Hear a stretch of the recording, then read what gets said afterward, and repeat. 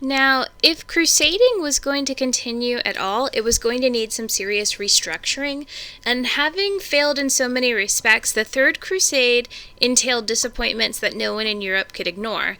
And for one, it hadn't returned Jerusalem and the Holy Land to Christian control.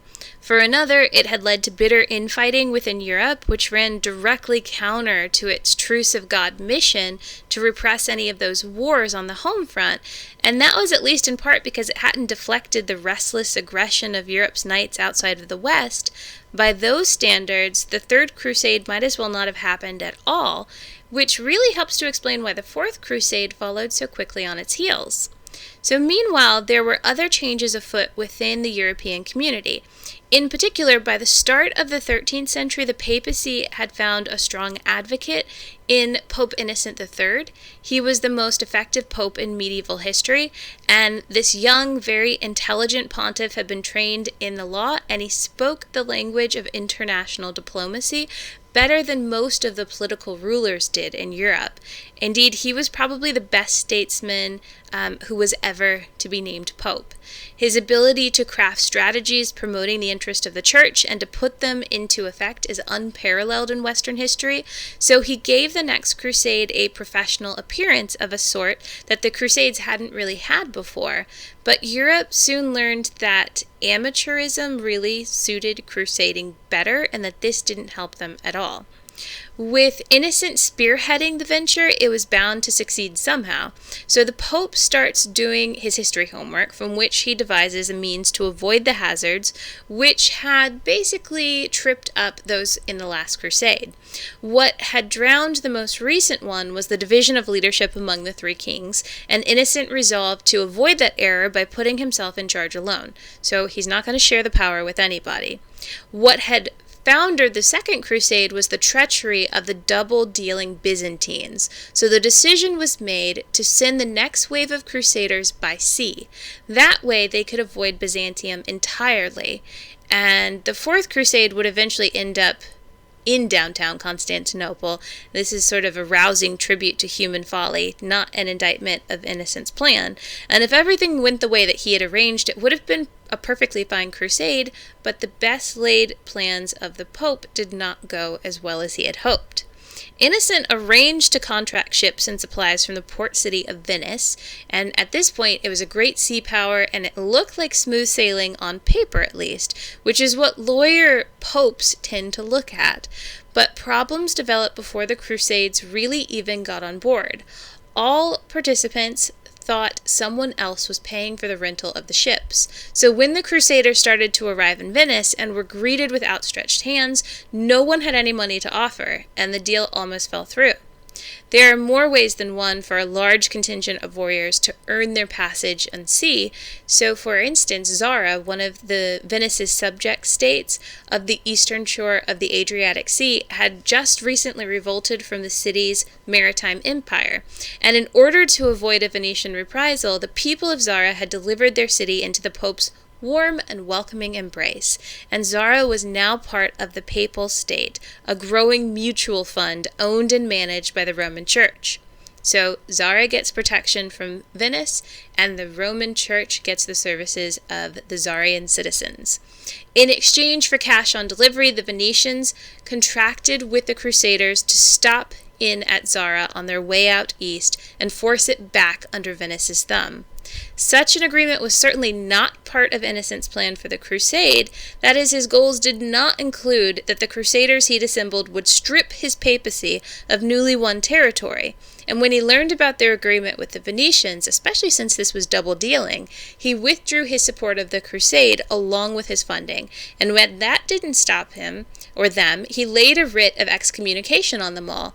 That is, he effectively ousted them from the church and condemned their souls to perdition. And that too made zero difference in their arrangements. The Crusaders sailed to Zara and duly delivered it back into the Venetian hands. They betrayed the people they had originally agreed to help.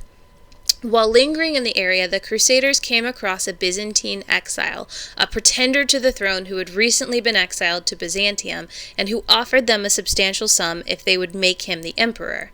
With the sanction of the Venetians, who saw absolutely nothing wrong in causing some turmoil in the Byzantine Empire, their trading rival in the Mediterranean, the Crusaders were again diverted from the Holy Lands. This time, they headed in the direction of Constantinople. There, the Crusaders' approach inspired considerable panic among the Byzantines. Not an unreasonable reaction, as this now well-funded seaborne assault force bore down on them. The reigning emperor, along with many others, fled the city and met no real resistance. The Crusaders entered the capital and set their Latin nominee for emperor on the throne, then turned around and headed for the Holy Land at last. So far, this expedition could hardly be called a crusade. It was mostly a floating band of hitmen for hire, who went in and attacked the greatest city in Christendom. They again attacked their own people. They had hardly left the harbor at Constantinople when their Latin pretender was murdered. After the news of his assassination reached them, the Crusaders turned their ships around and headed back to secure the situation, if for nothing else than to fortify their supply lines. They were getting supplied by this pretender to the throne in the Byzantine Empire, and with him dead, who would supply the war? Their earlier treacheries would now come back to haunt the Byzantines. When the Crusaders found the city bolted tight against them, the stage was set for a siege, and the odds were strongly in the Byzantines' favor. In all the centuries since its founding by the Roman Emperor Constantine in the early 4th century, Constantinople had never succumbed to an assault from the outside. But contrary to historical precedent, these crusading marauders, who seemed determined to fight anyone but Muslims, accomplished the seemingly impossible. At long last, the heavens failed Byzantium, and the capital city fell to siege for the first time ever. And not to the hands of Muslims, or Vikings, or Mongols. Not that all of those hadn't at some point tried to take Constantinople, but to the descendants of the Byzantines' closest relatives, Western Europeans, the other heirs of Rome. To put it another way, when Constantine's new Rome finally went down, the culprit was the original Rome. The sacking of Constantinople that resulted for 3 days, though its tremors are still felt today, was great. For one, the great library there was destroyed when the Crusaders ransacked it, even stabling their horses inside the library. It's horrifying to think how much ancient learning and literature was lost in that catastrophe. It's almost certain the complete works of some ancient authors whose writings now exist only in tattered fragments, some entirely lost, were housed in this library once. For me, it's my worst nightmare. Worse yet, the fire set in that dark year became a cataclysmic blaze 2 centuries later. In 1453, the Turks relit the flames of siege, and having seen it done before, they again went in and took over Byzantium. So, ironically, it was actually the Christian Crusader siege of Constantinople that paved the way for the Muslims to eventually take over the entire area and make it a part of the Islamic world. In besieging 2 cities, neither of which were Muslim at the time, the men of the Fourth Crusade clearly thought they had done enough. Feeling no particular need to proceed on to the Holy Lands, they returned to Europe with their spoils of conquest, and given that they had briefly reunited East and West, healing momentarily the schism in the Church, Innocent III had little choice but to forgive and recommunicate these crusaders. So they paraded in triumph, bearing the plunder of the East, gold relics, and all sorts of memorabilia, though very few books of learning. In fact, remarkably little of any intellectual substance would come of the ransacked Byzantines. It was as if all of Europe in the aftermath of the Fourth Crusade was collectively wearing a souvenir t-shirt that read, "My uncle sacked Constantinople, and all I got was a big bronze horse." The next wave of crusading came soon after the Fourth Crusade, which, just like the Third, had depleted very little of Europe's material resources and manpower. It was a perceived success in the hindsight when the siege of Constantinople actually reinvigorated Western Europeans' interest in religious warfare with the East. None of the subsequent crusades, the 5th, 6th, or the 7th, resembled the immediate forebears very much, certainly not in their constituency or in their outcome, which perhaps is a blessing.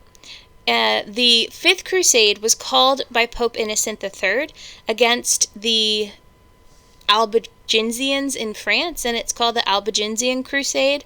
It took several years to complete, and it was not directed against a Muslim foe as these previous wars had been, and not against a Byzantine one either. The ostensible aim was to rid southern France of this heretical sect that refused to recognize the authority of the Church.